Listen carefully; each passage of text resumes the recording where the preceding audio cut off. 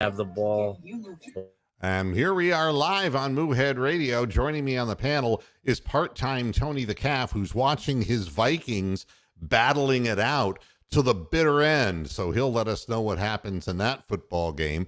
How are you, everybody? I'm Mr. Moohead, your friendly furry bovine. Yeah, this is going to be a very short post-game show because they're not worth talking about. They're not worth analyzing, maybe analyzing. They've been analyzed, but analyzing them, no. There's nothing I found out today. There's nothing new that I could tell you. This is who this team is. It's who this team will continue to be. Deshaun Watson will make no difference. And, except that he's made $230 million guaranteed dollars, and the organization has no idea which way it's going. I would love to hear the reasoning why our best defensive players weren't on the field in the first when we had a 7-0 lead, and why we put in a bunch of guys who couldn't play, and the whole thing makes me think that there's a mutiny going on within this organization, and something's got to happen. I mean, there have to be mass firings coming. There has to be mass trades or getting rid of players or just waiving people coming. I don't know what it is, but you get this feeling, and it's like I've told you, people who watch Moohead Radio a gazillion times, and this program, if you watch for 19 years of it, it's kind of like the guy who's walking along the beach who has a metal detector, and that metal detector tells him if there is something potentially of value underneath the sand where he's standing, But some people can sniff things out, without that kind of help. I mean, some of the people who got rich with oil, they could sniff out where oil was, and they were better at guessing than other people. And, the feeling that I have gotten and continue to get from the Cleveland Browns organization is that they are adrift, that they are not addressing obvious things that need to be addressed from a player personnel perspective in drafting, leaving positions like defensive tackle and wide receivers. I mean, you're looking at guys like Schwartz. I mean, and you're looking at, God forbid, Michael Woods might as well have been lost in the woods. It's unacceptable that 9 weeks into the season, they're not on the same page. The receiver's running a different pattern. It happened a number of times today as well. And that's the offense. The defense has no idea where its gaps are. There's no gap integrity. Everybody's running freelance, doing their own thing. I have to believe that all of this is going to be torn asunder by the overly emotional Jimmy Haslam. And I really believe the best players, and it's going to start, of course, we already know, with Hunt, but I think that Myles Garrett will be gone. And I'm not saying this to be rude or to start trouble. I think a lot of these players are going to be gone. And there is no reason to let them stay here. They don't want to play. You're looking at Myles Garrett, and his eyes are like on the sidelines. He doesn't understand why he wasn't on the field. I don't think anybody could understand that. I don't think there is a rational answer. And it's really funny. Some ass lick on Twitter said, you don't watch the press conferences.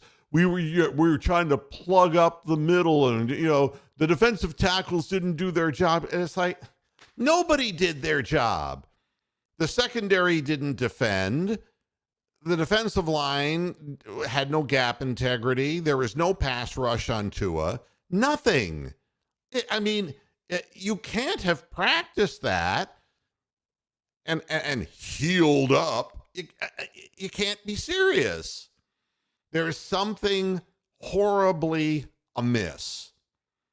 And I know that the people in Cleveland want this team to be better than it is, but I think they have given up. What's left are a bunch of angry and bitter fans who, come on and go into the chat room and will come in and try to insult me because they're angry or whatever. I get it. You're upset. And I'm watching the number of people, the audience just diminishing because nobody really cares. And I know I don't. I do this because, hey, I got a podcast and this is part of a commitment I made to myself, not to the Cleveland Browns organization. I do things because I follow through with what I want to do. But to have to sit here week after week and basically say the same things over and over, just ask yourself, did it look like the Cleveland Browns were prepared to play today? Did they look like a team that had practiced anything? Did they look like they had any fire in their belly at all? It's like they're walking automatons. And I hate to say it, but that's exactly what Kevin Stefanski looks like. And we'll, let you guys say some things. David, thank you for some of the messages you're sending with updated news for me during the week. I do appreciate it. David Talevsky, he's been very good in getting in touch with me and things that in a number of instances that I just missed because I just get tired of reading about them. The offense is obviously not, it's not up to snuff. And hello, Mr. P or MP. What needs to change from a mindset for the team to succeed? Well, I think what you see in our opponents who are kicking our ass is direction. All right. The best teachers give their students direction. Now, there are some students that will fail no matter who their teacher is, but there are other students who will excel when given a certain type of instructor. Well, obviously, the Browns don't have anybody who's really communicating with the players, not in the front office, who are just a bunch of digital animations with their analytics, not from the owner who, he disappears. You notice when we were winning, he was on the sidelines, yahoo! And then he's totally invisible now. He's not accountable whatsoever, and he's a hateful man to boot. And on top of that, you have a defensive coordinator who can't teach because he's not really a defensive coordinator. But beyond all of these things, there isn't a belief, a foundational belief, because the organization never wins. And that's the problem. And you need somebody to come in and I think what Saleh is going to find out with the New York Jets is that you can get people buying in for a season. It can be done. We did it 2 seasons ago. But once that little thin shell of belief is cracked and is suspended, people go right back into not working hard and falling into the bad habits. I'll point out even the Cleveland Cavaliers, J.B. Bickerstaff, is now saying that the young players of the Cavaliers are playing selfishly. It's very difficult when you're paying this much money to professional athletes. And if you haven't seen, Perion Winfrey was just, knocked aside. The Browns have had enough of him and his big mouth and partying and doing whatever the hell he's doing. But obviously, the lack of professional standards on the part of the players is a huge part of this problem.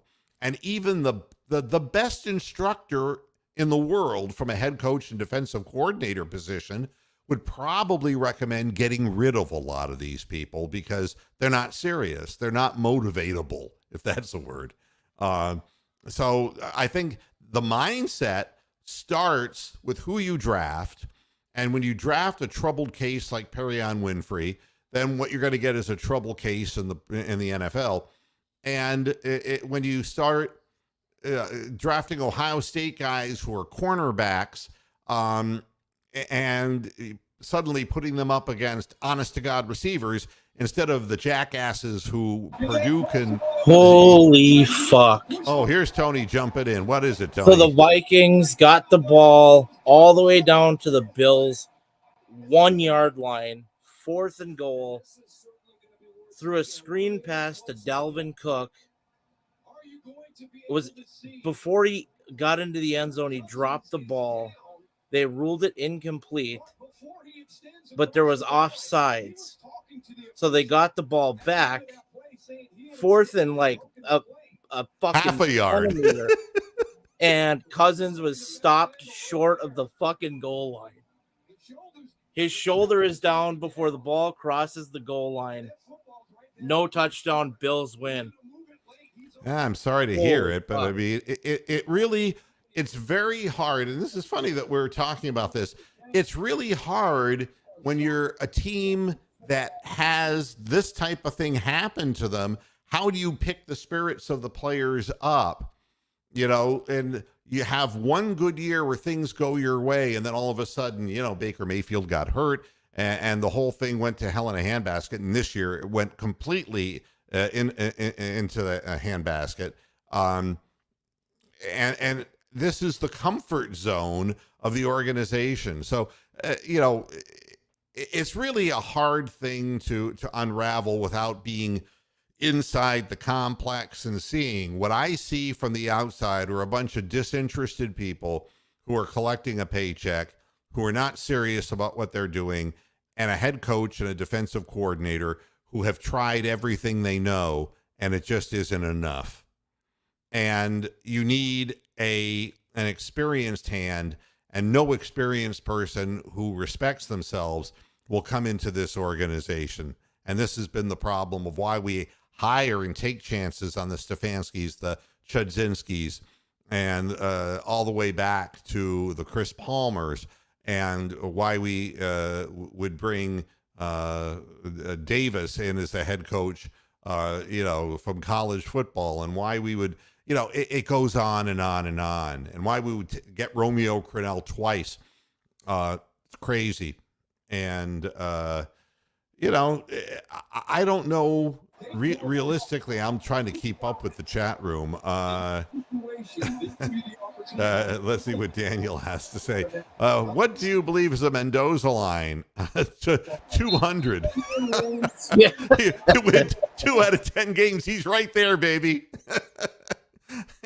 Well, I mean, right now, he doesn't have the answer to any of this, and he's lost. And he had 2 weeks to prepare for a team, and they didn't punt once.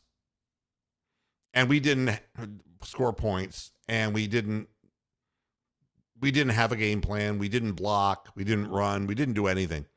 Outplayed, and it was obvious from the get-go that the Dolphins were ready to play. Oh, my God.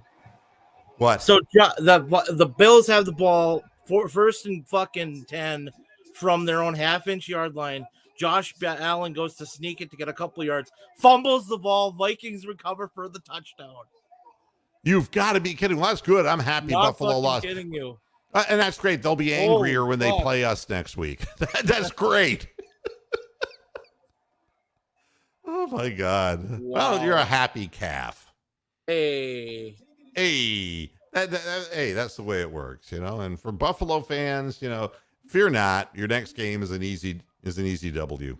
I'm here to answer questions if you have questions in the chat room, because I can go over statistics and what does it mean? And here's the last touchdown. Denzel Ward is running after the wide receiver. He just stops and gives up. And I'm seeing a lot of that. And that's what leads me to say that there is just a real emotional problem. Thank you, Richard. I appreciate it. I'm sorry, too. A lot of fans really look forward to football season. And, on a selfish level, that's the highest audience that I have for this little homebrew podcast. that's when my audience is the largest. So I think everybody looks forward, but God Almighty, it's like looking forward to the thank you, sir. May I have another? Thank you, sir. May I have another? Over and over again. It's like punishment. It's really difficult. How much of this is on Barry? I think a lot falls on his plate because if Barry is a yes man for analytics people, or is one of them, it's this kind of like invasion of the body snatchers now, isn't it? Guys who look like they're football professional front office people are taken over, by the pod people, analytic people. And, so if he is just a puppet, in essence, for the analytics team, then he's just collecting a paycheck like the athletes are. But assuming that he is autonomous and he's actually making these selections and coming up with a draft strategy that ignores the weaknesses of the team, I'd say there's a lot of it on him too. But who knows what the situation is? It's, and again, why would Deshaun Watson make a difference? He's going to get sacked because the offensive line is crippled up, not blocking, not trying hard. The only person who's going to be happy is Amari Cooper.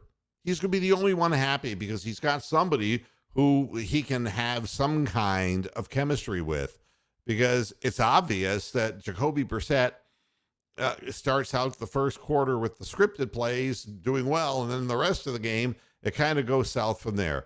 We had a turnover, Nick Chubb and a rare fumble, but we couldn't stay with this team. We were like a pop gun against an assault rifle. It wasn't going to work. And, the thing is, and Kevin Stefanski's not going to get fired this year. And I know that fans want to lash out and say, we got to do this, we got to do that. The offense is limited by its personnel. Let's be honest. The offensive line, Conklin's always hurt. Teller is hurt frequently. You're seeing a lot of guys who are, as the season goes on, things are getting worse. Stefanski, if you look at it just purely statistically, hasn't done that bad with the offense. He's playing with a backup quarterback. He didn't ask for the Deshaun Watson debacle. He didn't ask for that. He gets the team playing, and under normal circumstances, when they're not behind so far, and they can play their game, assuming that they're interested in playing their game, they can get 24, 25 points a game. Now, he's not going to get fired. I don't think any coach with David Bell and Donovan Peoples-Jones. I mean, Donovan Peoples-Jones was being stopped by one cornerback, number 20, and I don't know who he is, but he's a backup. No separation.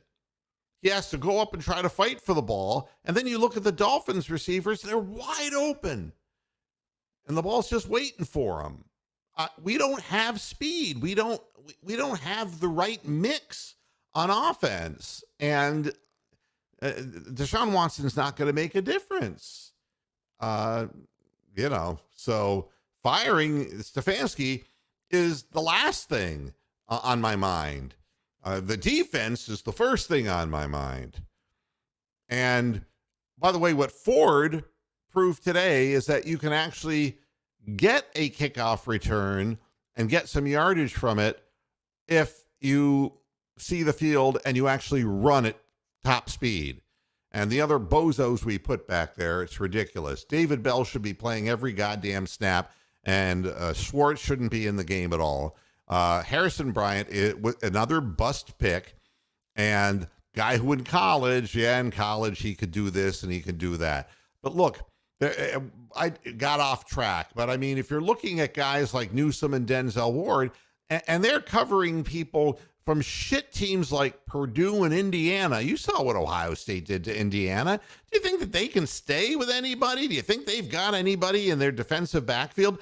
Everybody looks good against them. And And as far as their offense is concerned, yeah, well, Denzel Ward and guys like Newsome from Northwestern, they would look good against, the other, Big Ten shit teams. Doesn't mean anything. You go up into the pros. It's an elite thing. It's an elite ladder you climb. And these people aren't good enough. And if it were only so easy, you just can't throw the whole thing away. What you have to do is try to make assessments. The problem is we don't have anybody who could make personal assessments, because people who are making personnel decisions are analytically based. They're looking at numbers, and they're not looking into the hearts and the souls of the people who are on the field playing the game. So they're missing the most important component of playing a game that causes paralysis and death. And, these guys are not playing hard.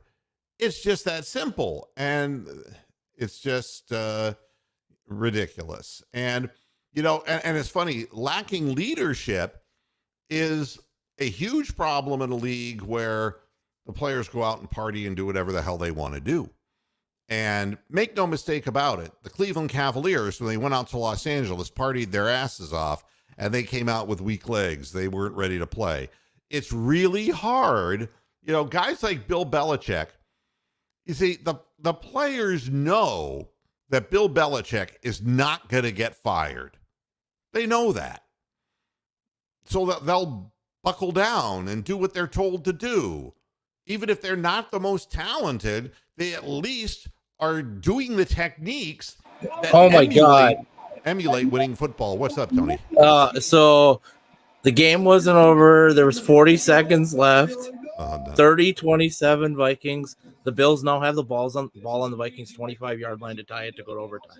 Oh, for God's sake. I'm going to have a fucking stroke over here. Oh, God. Well, don't die on us, Tony. Keep us informed. You fallen out of your chair and ripped your ACL, we might have an actual death on the air. Yeah, we don't want that. Yeah, but keep us informed on what's happening. I thought the game was over, but obviously not. Yeah, man. Oh, my God. 5 seconds left. Jared Allen. Jesus, Josh Allen. Jared Allen. His fro crossed the goal line. Go ahead. Well, there was 15 seconds left. He just threw a prayer ball in the end zone. Vikings commit defensive pass interference. 5 seconds left. You're making this shit up. I'm serious. Bills have the ball. 5 seconds left on the Vikings fucking 10-yard line. Do you kick the field goal? Yeah, you kick the field goal. You go. What the fuck? Kevin Stefanski would go for the touchdown. Yeah, he would. And what he would do is throw it out of the end zone with no time on the clock. Right. Absolutely. All right, let us know. This is crazy shit. This is a crazy Wish show. I could talk Browns, but I'm having a fucking seizure. Little seizure, big seizure. And we can point the finger. D. Podesta represents something. We're going to overtime. It's good. Okay. All right. So yeah, D. Podesta is. I'll tell you something, David. I try to share my personal business experiences on the program. When I was managing radio stations before I was in ownership, I would work for people, and it was crazy. The stations weren't selling any advertising. The revenue was like they weren't making money. I would listen to the radio station. They're playing all the wrong music. I mean, it's like I'm in Spokane, Washington, and you'd have to go hither and yon to find a black person. Okay. It was as lily white and across the border in Idaho, it was like, yes, commandant. I mean, it was the Aryan race thing, the white Aryans. But I'm listening to the music, and it's supposed to be an adult contemporary radio format, and it's like all over the place. It's like, what the fuck? I mean, if you like one thing, you like another thing, you're not getting enough of either. And it turned out that the guy who was the managing partner of ownership ran a business that was based on creating music playlists for radio stations, and he considered himself an analytics guy. All right. And he would do whatever alleged research, and he comes up with this gobbledygook of a format that couldn't possibly succeed anywhere. And so you're preaching to the choir, David. I mean, I have a disdain for people who aren't battle tested in the field. It's like, if you never knocked on a door to sell somebody advertising and gotten turned down, if you know, I sound like the movie Glenn Ross, then you miss the shot. The fact of the matter is, the way you make your money is by selling advertising. The way you sell advertising is creating a format that people want to listen to. That's exciting. That's exciting between the music songs. You do all kinds of things that take the audience by surprise and get them involved. But the analytics guys just sit and analyzed the Arbitron ratings and broke down each age cell. And it's like they never looked at themselves, that they were presenting a shit product on the field or on the dial. They didn't have a clue. So I come from a background that hate analytics people. Now, research can be used, and in my time as owner of radio stations, we took into account research of audience preference of songs based on the market that we were in. It's very valuable stuff, but it isn't the only thing, and it's not the determinant in some of what you do. So, the fact is that it's a mistake. The second they said they were going analytics, and it was another abrupt emotional decision by Jimmy Haslam, who knows nothing about football, nothing about business, nothing about anything, and he's from Tennessee and stupid to boot. There you have it. He brings that in, and they lost me at that point. But hey, when you're as bad as this team's been, you say, "Oh, we'll try anything."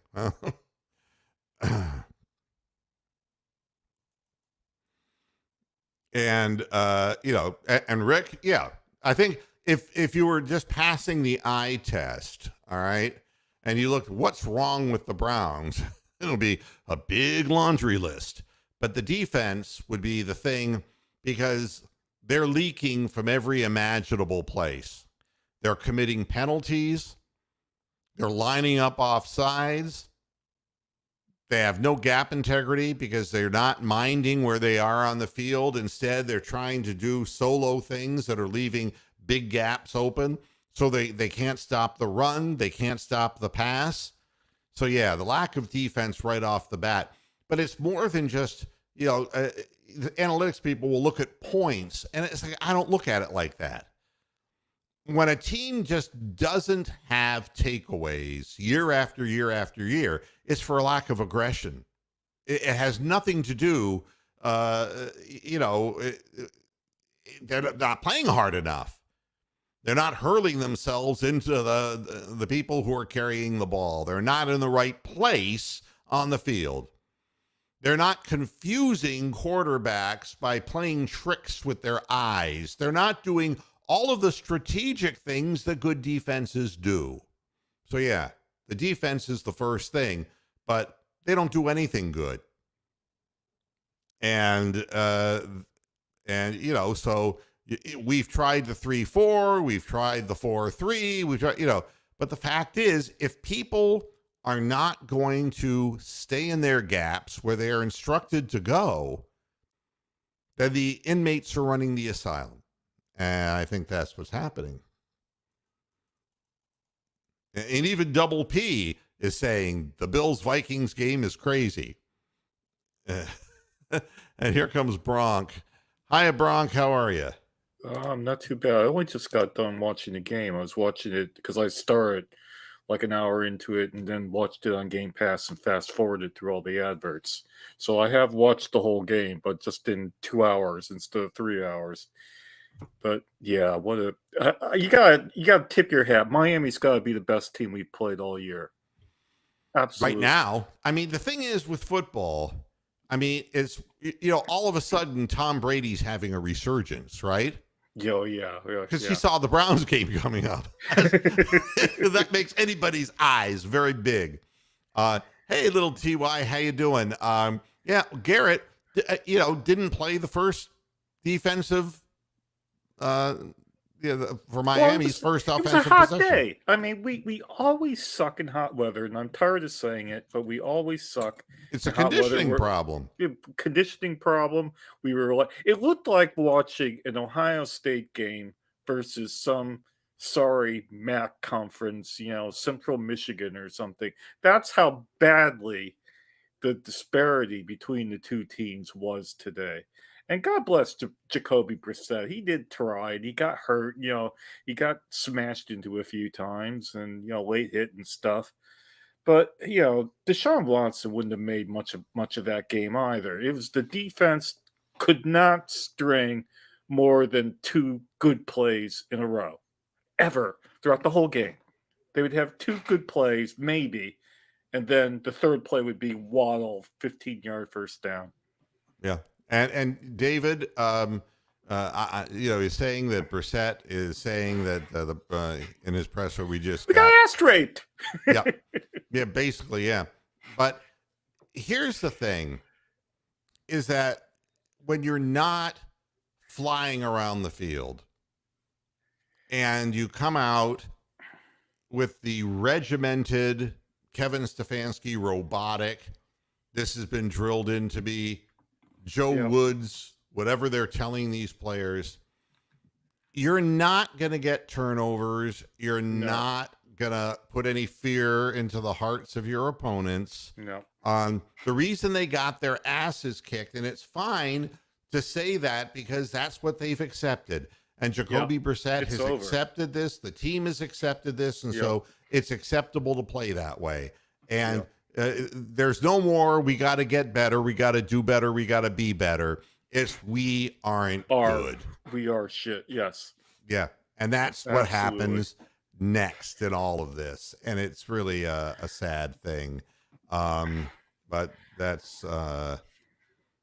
and I'm being asked a question. Steinerized, nice reference, wrestling fan. How is that catch on the sidelines not reviewed? I don't know what catch you're referring to. No, neither do I. Maybe it's some other game. Yeah, Cleveland Browns. It's a Cleveland Browns postgame show. I don't remember anything happening. He's talking about a catch in the Vikings game. Yeah, that sounds like that. Yeah, I mean, I've just flipped over. Yeah, it was a wide open catch that Gabe Davis literally dropped, and it hit the ground. And who dropped it? Gabe Davis. He's a wide receiver for the Bills. And they called it a completed catch and never reviewed it. And he dropped it. The ball hit the ground. Yep. And what did Gene Stenator say? Gene Stenator.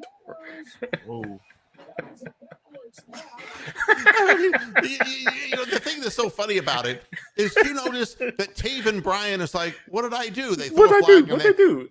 And it was, they called Taven Bryan for like a unnecessary roughness. Okay. What he showed up on the field.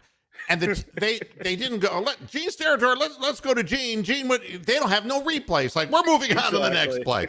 Fuck this team. We don't care. Taven, you're lucky to have a job. Shut up. Oh, we are so horrible. I mean, we can't keep saying the same things, or I can't keep saying, but we are so horrible up the middle everywhere.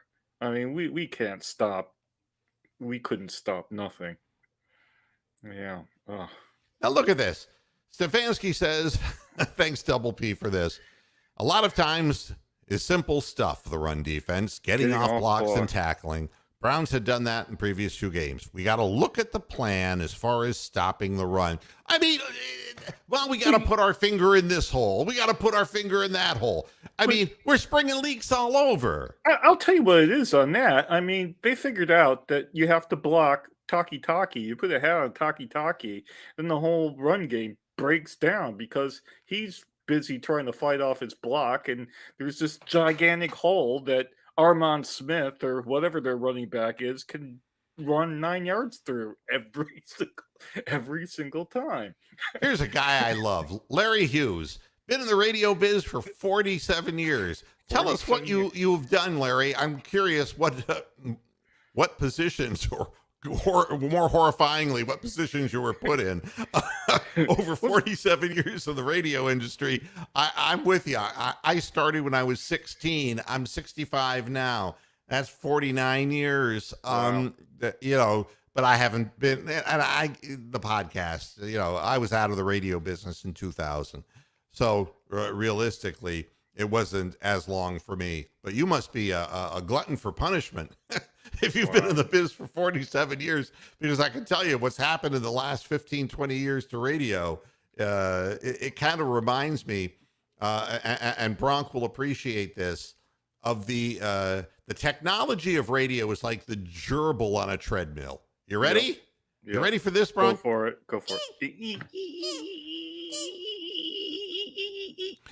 Yep. Gerbil on a treadmill. Gerbil on a treadmill. Yeah. Yeah. But Larry, it's thanks for finding your way to the program. And if you were in the industry, we all laugh because we all know what happened to it. It became owned by a bunch of mega corporations who had no idea how to run stations, what listeners wanted to hear. They replaced live human beings with voice tracking from distant cities. It was so funny. People would buy the radio stations that I sell, and the next thing I know, it was like the afternoon show was emanating from Richmond, Virginia, but the radio station was in Flint, Michigan. It's like, how can you run a business that way? That's even happening here. I mean, there was a local radio station that we got government approval to set up 20 years ago, and my neighbor across the street his daughter was on that, and they got sold out. They're now iHeartRadio, and it's all run out of.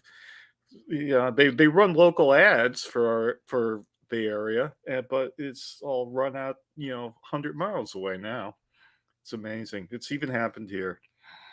And Christopher, you're absolutely right about this. Miles and Clowney didn't have to miss any plays because they had the week off. This was a strategy. Yeah. Either that or, and this is the thing that they will keep internal. And you should know that I'm not a conspiracy theorist. Far from it. No, but I gotta wonder when Perrion Winfrey they say, you're not playing, sit down. We're sick of you. We're sick of what you're doing. You're not putting out and you're out partying at night. That's what happened with Perrion Winfrey.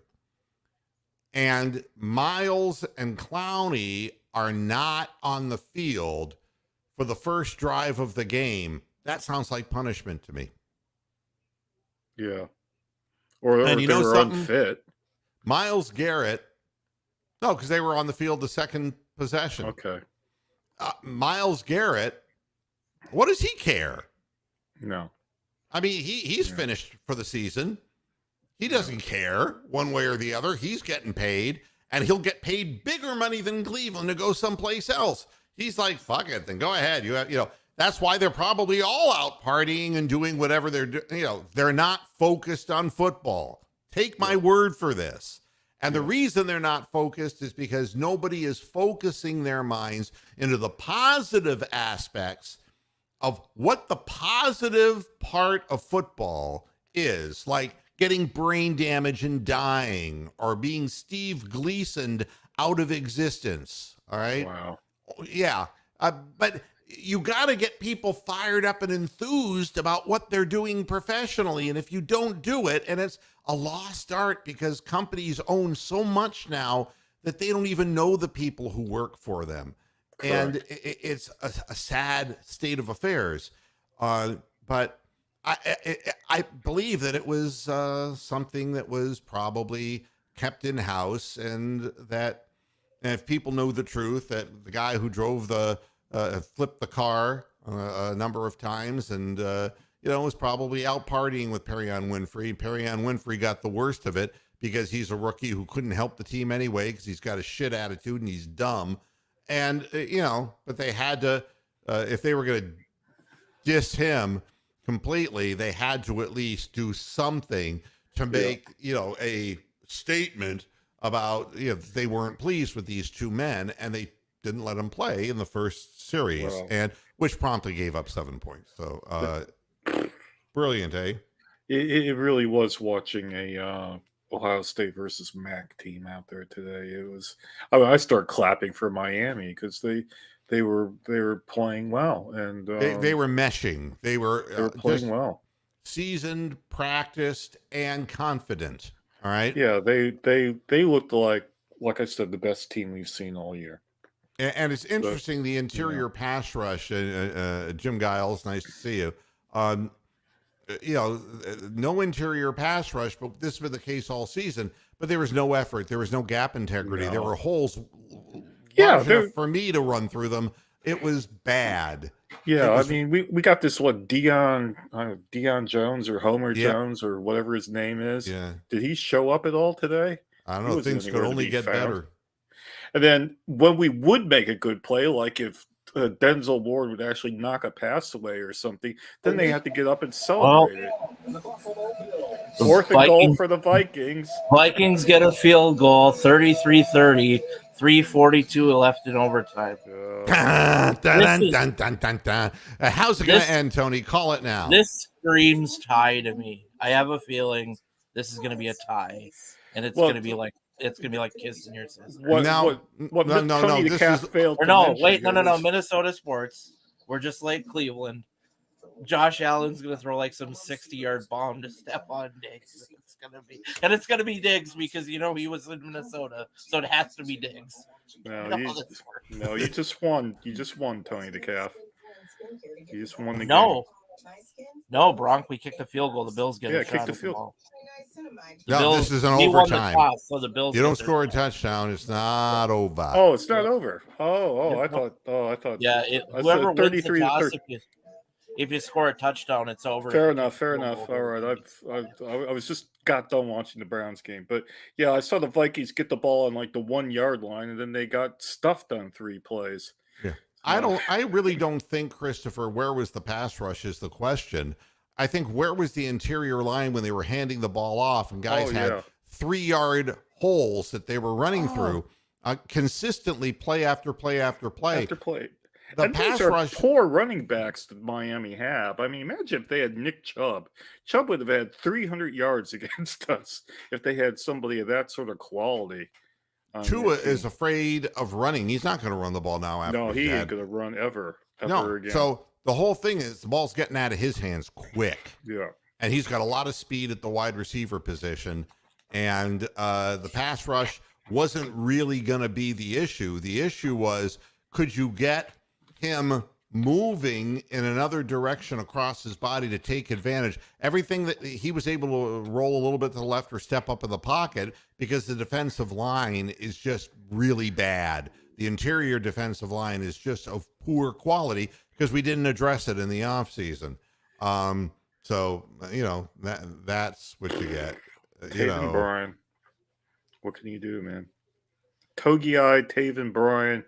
We got guys that would barely make other teams playing loads of snaps. Yeah, I mean, we all have come to the realization, Christopher, and I came to the conclusion a couple of weeks ago that this wasn't going anywhere. And the Cincinnati thing didn't fool me because that was a freak outlying result. That was that was a total freak game. But the Bengals aren't that good. I mean, here from Double P, Delpit not starting was a disciplinary issue. Ooh. He was in after one play. Team issue, nothing else. This again points to my conspiracy theory. Yeah. There is something wrong attitudinally within this locker room. Horribly wrong. We are mutts. We're mutts. Bill Murray from Stripes. Yeah. Terribly wrong here. Yeah. We are soldiers. First Bills play from scrimmage from the 25. Josh Allen runs it for 45 yards. It's a beautiful play. I'm watching it right now. Touchdown. Second play, he picks up 17 more. It's like, what the fuck? Here we go. You know what I used to call it? Sherman's inexorable march to the sea. I mean, this is like predetermined. This is like the fucking baton death march, man. This is how, you know what this is? This is how God fucks with us. I'm serious. Okay, oh my God. Josh Allen looks like Chad Henne against the Browns right now, man. He's just running at will. Yeah, but I mean, I think this is the first thing. It's a one play team issue, nothing else. Well, the team issue is you just got your ass kicked by 22 points and your team wasn't trying. So whatever it was you did didn't work. And Jedrick Wills would be a better player if he were coached up, but he's surrounded by a bunch of people who are slugs. And he's not working hard in his conditioning in the off season. Yeah, it was like, we were the 3-star recruits against the 5-star recruits. That's what it looked like. Yeah, it was terrible. Yeah, and the thing is, you only have so much money to spend, and you try to bring in bodies, but Ndamukong Suh will do nothing. You think there's a renegade. Useless. He'll just create penalties. He's useless. And he'll get called for every one of them. And this is absolutely true. Tua was just stepping up into the pocket, and he was just able, again, he doesn't have the strongest arm. He gets rid of it real quick. The key with him is you got to have people who can play press coverage against those receivers. And to be honest, a lot of teams have had trouble with that, and the Browns certainly, it's not our long suit. Was there ever a blitz in this game? Do we ever send the safeties or a cornerback or anybody or a linebacker? No, because he gets rid of the ball so quick. They were so wanting to take away that deep downfield pass that, now we're hearing from David about Garrett's presser. He's calling out the defensive coaching again. And here you go. He can run the team. David, if you could put into chat, I'm a little behind in the chat room. If you could put down what Myles Garrett is saying, I am real curious about that, because it's more interesting talking about the real problems than trying to guess at what they are. Somebody told me that Mary Kay Cabot got inducted into some press hall of fame or local media hall of fame during the week. And Will's, it's his ankle again. It's always his ankle, right? Oh, it's always my ankle. And I'm curious, David, if you find out what Myles is saying about the defensive game plan. Obviously, it was not successful, but I don't think any game plan is going to be successful if the people who are playing it without belief or enthusiasm. Yeah, correct. So, okay. Josh Allen. This is coming from Hayden Grove. Josh Allen throws an interception. Game over. Really? Vikings win. Vikings fucking win. Vikings won. And the ball is a 1-yard line. Wait a minute. I was doing my Hayden Grove, right? You're no one till somebody loves you. Yeah. Enough of that. So Hayden Grove was saying that is what his interpretation, no quotes, his interpretation of what Myles Garrett was saying. Double P comes back with something. Thank you. Myles Garrett, doesn't matter if you're ready to run through a wall if it's in the wrong direction. Is this team fucked up? You need Peter Alice to talk about that comment. I have something even worse to say. How much you want to bet Deshaun Watson is somewhere watching this and saying to himself, I think I need a massage. And I need for everybody to find out about it on Instagram.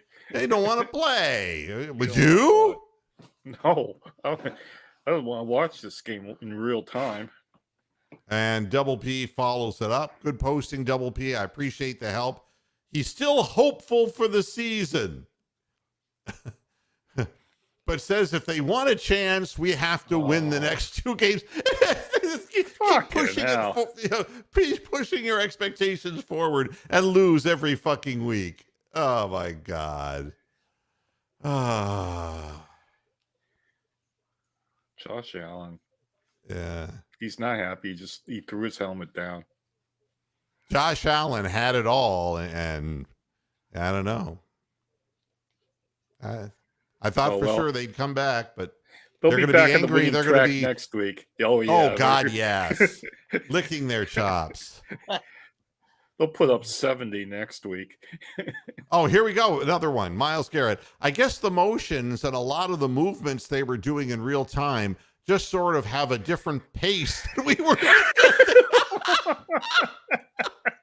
It's like, hey, all right, let me do this for you. Okay.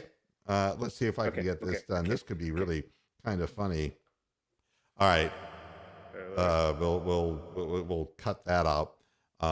This is the Browns practice tempo. Okay, I think we're ready. To go here. All right. And now this is the pace. Boy, oh boy, we gotta go do something. I'm gonna go do something. Get off there and get it. Win. All right. Yeah. Amazing. It's unbelievable.